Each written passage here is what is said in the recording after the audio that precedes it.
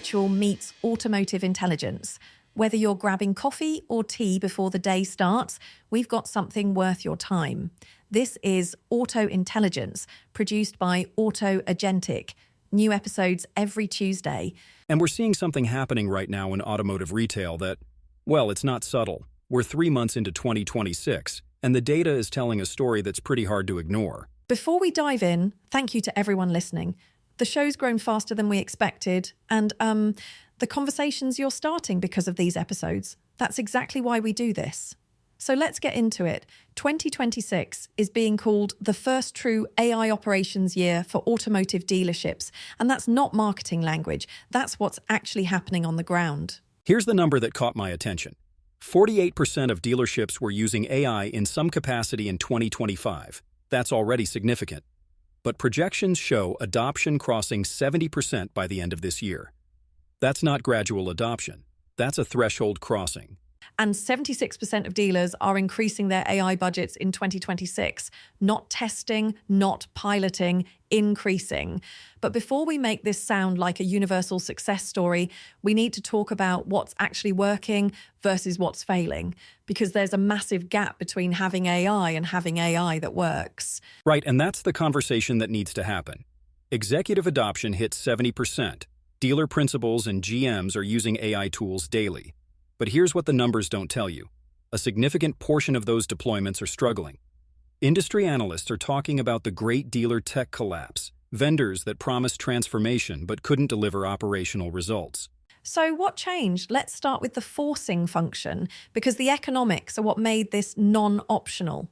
Front-end gross collapsed 52% year over year. December numbers showed dealers making $279 per vehicle on the front end. That's pre-pandemic territory, and it's not coming back. Let's put that in context.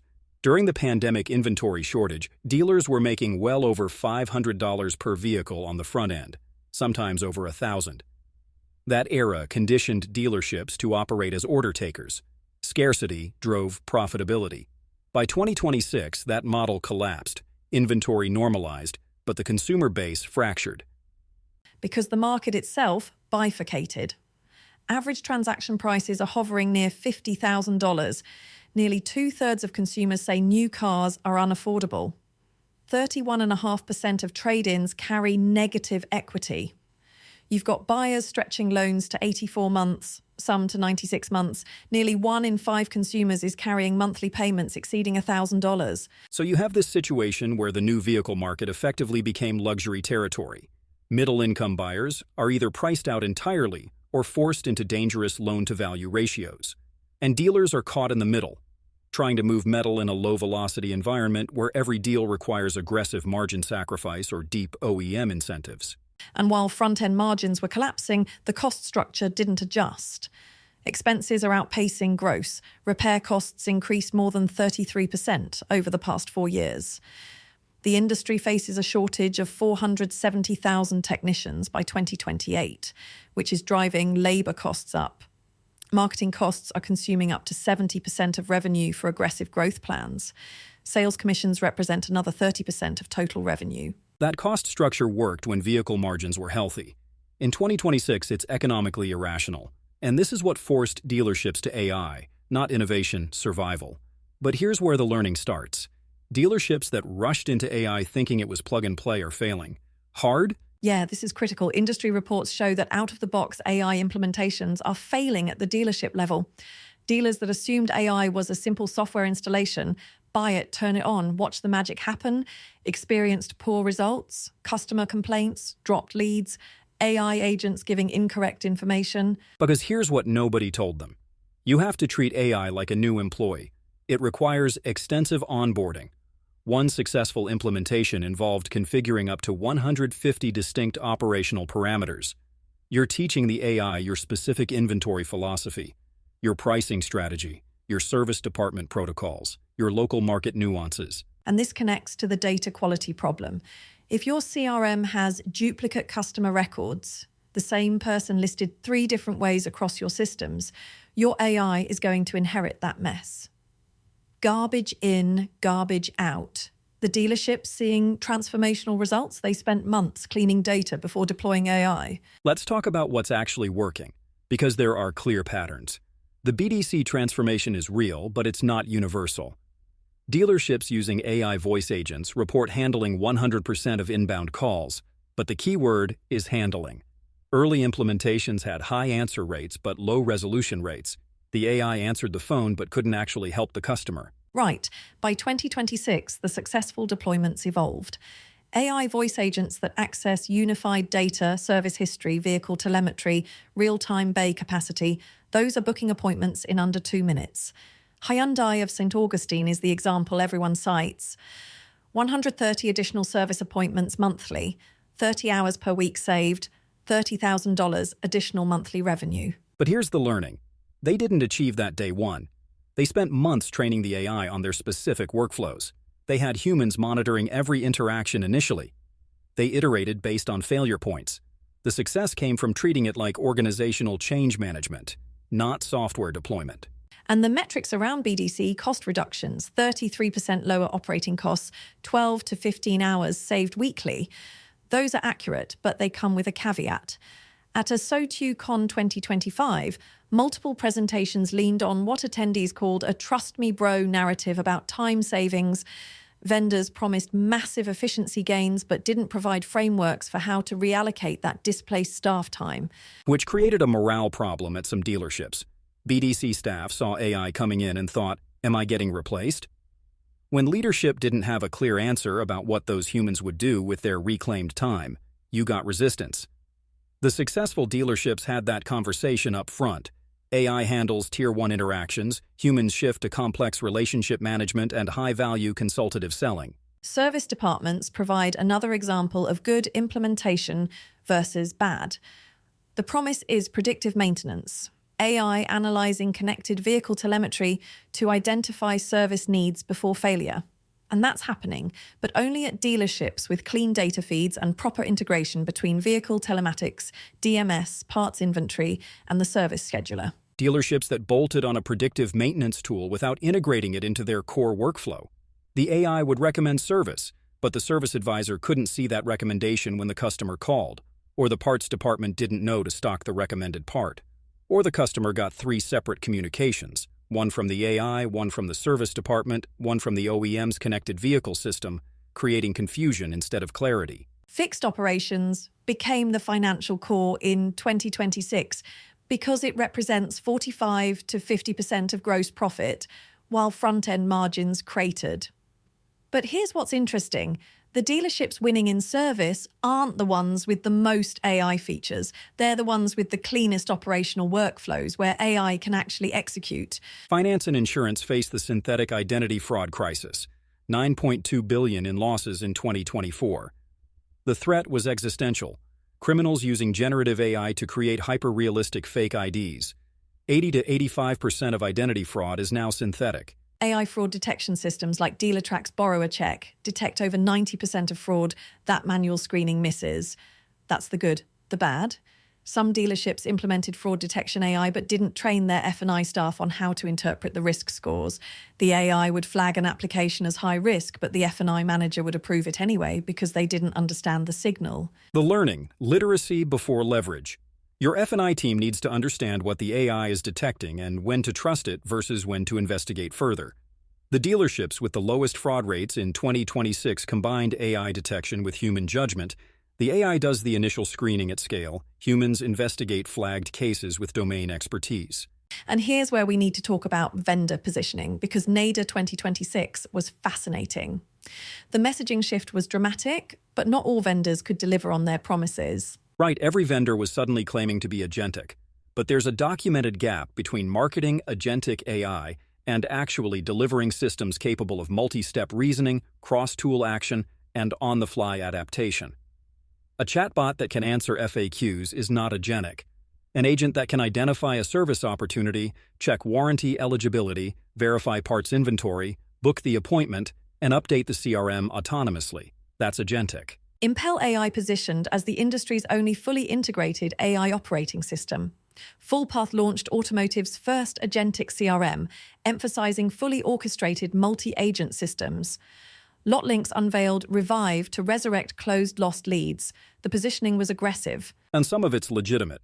FullPath's data showing that over 20% of closed lost leads return to the dealership website within 45 days, that's real. Automating re-engagement when those leads show renewed intent is a genuine workflow gap that AI fills. But dealerships need to evaluate vendors on capability, not claims.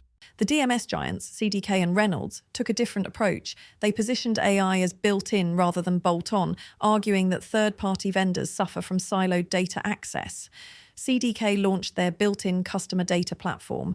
Reynolds launched Ray, powered by Spark AI, their unified data layer. And their argument has merit. If your AI agent can natively access the entire Reynolds retail management system, every transaction, every customer interaction, every service record, it's inherently more accurate than a third-party tool making API calls to pull fragmented data. But that creates vendor lock-in. You're betting your intelligence architecture on your DMS provider. Which raises the strategic question every dealer needs to ask: who owns your intelligence layer? Because once you build your entire operation around a proprietary data ecosystem, migration becomes extraordinarily expensive. This isn't a software decision, it's a 10-year infrastructure decision. You're listening to Auto Intelligence, produced by Auto Agentic. And this question, who owns your intelligence architecture, is exactly why we built Auto Agentic the way we did. Most platforms optimize tasks. Auto Agentic coordinates organizations.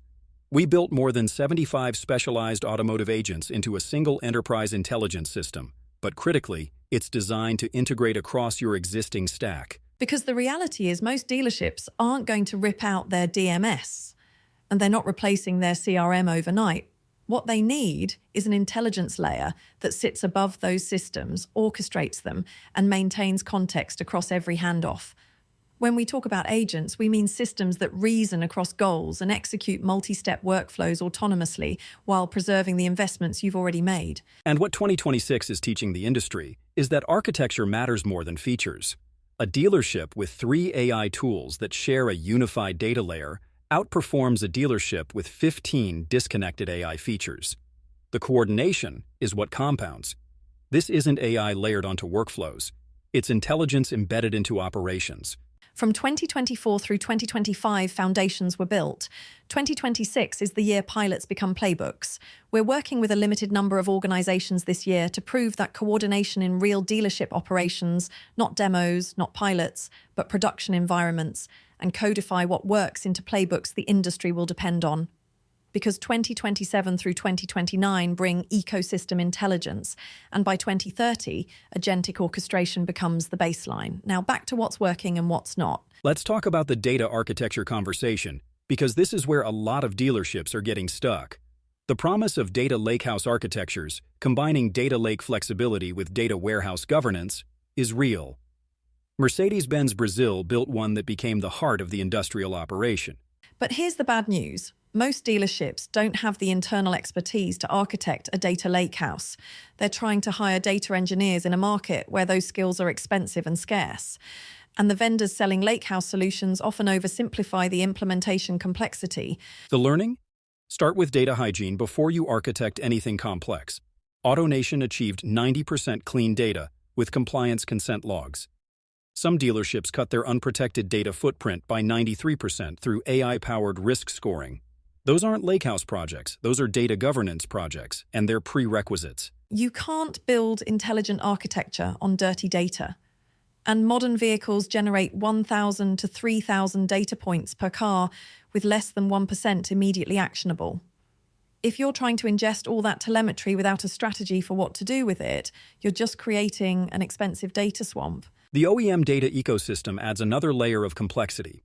Ford Pro Intelligence for commercial fleets is sophisticated. Connected vehicles feeding telemetry into AI that pre-stages parts and generates diagnostics. Hyundai consolidated consumer apps into a unified interface. But then the FTC dropped the hammer on General Motors. January 2026, the Federal Trade Commission finalized an order against GM and OnStar for collecting and selling geolocation and driving behavior data without adequate consent.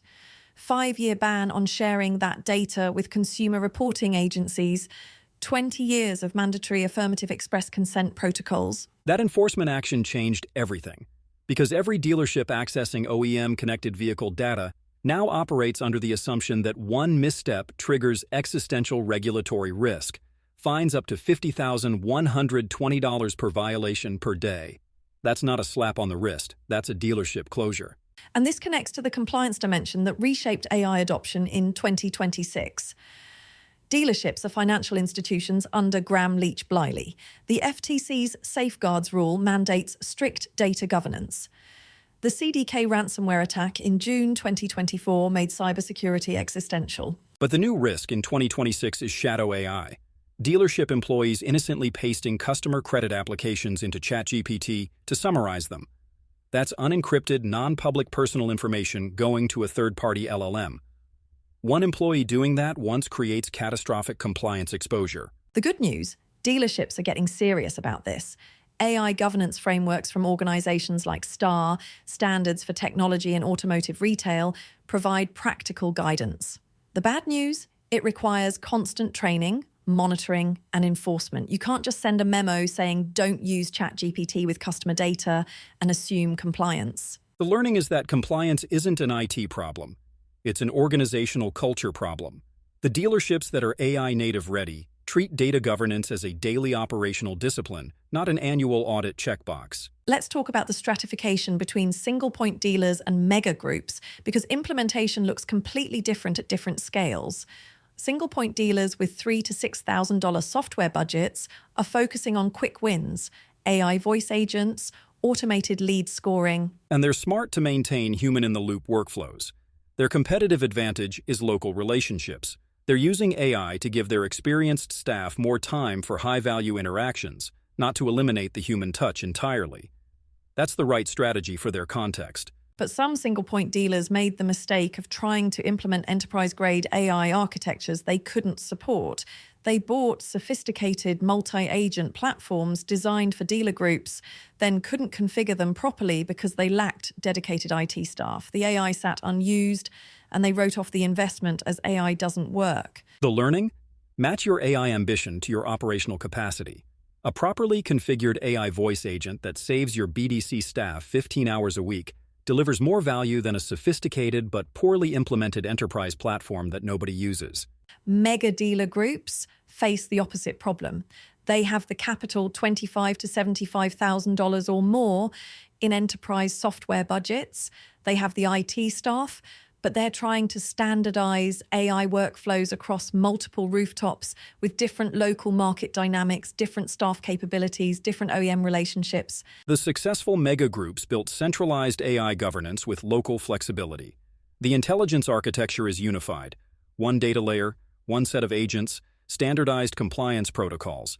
But individual store managers have parameters they can adjust for local conditions without breaking the architecture. And this is where the conversation gets interesting, because the question isn't just how do we implement AI, it's what kind of organization do we need to become to be AI native? And that's a much harder question. Because AI native doesn't mean we have AI tools. It means your operational model assumes intelligent automation. Your job descriptions change. Your training programs change. Your performance metrics change. Your leadership team needs to understand what AI is doing, when to trust it, and when to override it. We saw this pattern at NADA 2026. The dealerships that showed up asking which AI vendor should we buy got overwhelmed. The dealerships that showed up asking how do we re-architect our operation around intelligence had productive conversations. The mindset matters more than the technology. And the bad news is, there's no shortcut to that organizational transformation. You can buy the best AI platform in the world, but if your staff doesn't understand it, doesn't trust it, or actively resists it, you just spent a lot of money on expensive software that generates minimal value. The good news, the dealerships that make this transition report transformational results, not 10% improvements, 30 to 40% improvements in lead conversion, 33% reductions in BDC operating costs, AI that detects 90% of fraud manual systems miss. Those are real, measurable, sustainable competitive advantages. But it requires months of foundational work: data cleaning, workflow mapping, staff training, configuration, and testing. The Hyundai of St. Augustine example we mentioned earlier, 130 additional appointments monthly, 30,000 in additional revenue, didn't happen overnight. That was a disciplined implementation process. And this is the honest conversation the industry needs. AI is not magic. It's not plug and play. It's not a silver bullet that solves margin compression without organizational change. But when implemented properly, with clean data, unified architecture, trained staff, and continuous iteration, it's the only economically viable path forward. Because you can't grow your way out of margin compression when the market's flat. Cox Automotive projects 15.8 million units, down 2.4%. J.D. Power sees flat volumes. You can't cut your way out when you already face a 470,000 technician shortage. Operational efficiency through intelligent automation is the only strategy that works. And the market consolidated around that realization in 2026. The vendor messaging at NADA, operating systems, agentic platforms, unified data layers, reflects dealerships demanding coordination, not accumulation. But the execution gap is real. Between the vendors promising transformation and dealerships achieving it lies months of hard operational work. The dealerships that win aren't the ones with the most AI budget. They're the ones with the best organizational discipline, clean data, clear workflows, trained staff. Leadership that understands the difference between having AI and being AI native. And here's what makes 2026 the pivot point. This is the year the industry transitions from experimentation to institutionalization. The organizations documenting what works, codifying playbooks, building compliance frameworks this year, those are the ones that scale ecosystem intelligence from 2027 through 2029. By 2030, agentic orchestration will be the baseline, not cutting edge. The dealerships that started re-architecting in 2026 will have 5 years of compounding intelligence advantage. Because AI architecture isn't linear, it's exponential. Every new data source makes every other AI capability more accurate. The marginal cost of adding intelligence decreases as the architecture matures. But that compounding advantage only accrues if you build the foundation correctly, rush the implementation, skip the data governance, ignore the training requirements. You get expensive failure. Do the foundational work, treat it like organizational transformation, iterate based on results. You get durable competitive advantage. That's the learning from 2026. The success stories and the failure stories are both instructive. The difference isn't the technology. Every dealer has access to similar tools. The difference is organizational readiness, implementation discipline, and leadership commitment to genuine transformation rather than performative innovation. This episode was produced by the team at AutoAgentic. Learn more at autoagentic.ai. Special thanks to Barry Hillier, co-founder and CEO of AutoAgentic, and the producer behind Auto Intelligence.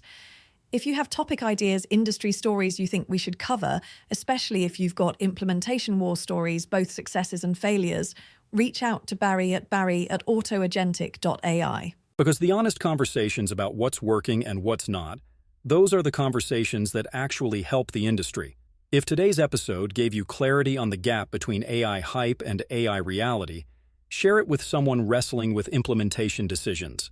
The industry needs more honest dialogue about execution challenges, not just vendor promises. And if you're in the middle of an AI implementation right now, whether it's going well or struggling, you're building the institutional knowledge the industry will depend on. Document what you're learning. Share what's working. Be honest about what's failing. That's how we collectively move from pilots to playbooks. The dealerships that define automotive retail in 2030 are the ones having these hard conversations in 2026. Thanks for listening. We'll see you next Tuesday.